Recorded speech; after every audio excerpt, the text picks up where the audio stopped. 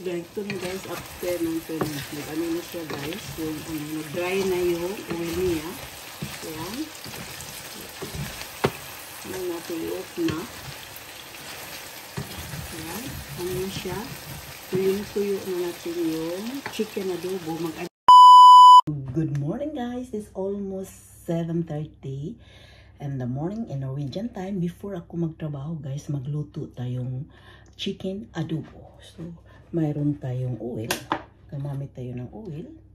Not much. Ano, ilagay natin yung protein na chicken dahil ito yung protein guys. Ilagay natin. Ano, mayroon tayong garlic and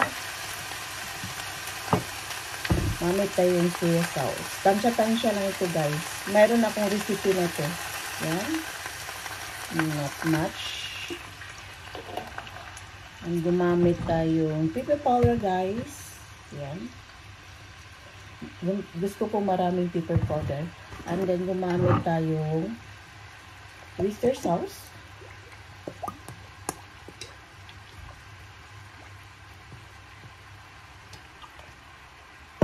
Meron tayong laurel leaves. Masarap ito guys pag kailangan lagyan natin laurel leaves. Ayan.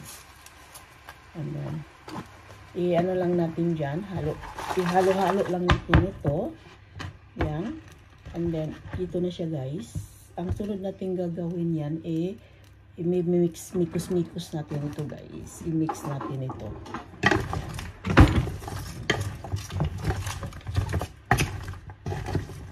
So, halo-halo lang ang pagluto nito. Madali lang siya guys, chicken wings.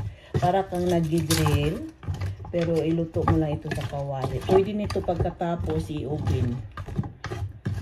So, yan. Tayo 1 cup ng tubig para maluto. And then, ilagay natin sa, pakuluin muna natin dyan.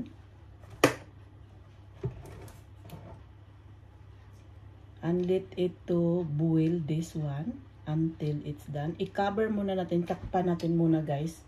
And then in low temperature.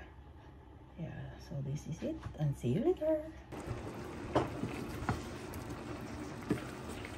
Ayan, i-mix na natin guys. And after 10 minutes, yun, nakamix na natin. Halo-halo lang natin. Ayan. So, nag-mix na yung sauce natin. Napaka-simple. Ang takpan natin to cook in 30 minutes again. So, ganito na guys, after ng 10 minutes. Ano na siya guys, yung nag-dry na yung oil niya. Ayan. Ano natin i-off na. Ayan. Ano na siya. Tuyo na natin yung chicken adobo. Mag-addition na lang tayong ketchup. And to make it extra yummy. So, mayroon na tayong pang-dinner for today. So, ganyan lang guys. Napaka-simple na luto pero napakasarap. Pino-off ko na siya. So, within 30 minutes, durog na yung chicken natin yan. Ito na yung chicken natin is done. So, tumuto na. Nagdadry na yung ano niya, yung bali sauce. So, that is done. Nag-uuli na siya. So, that is it.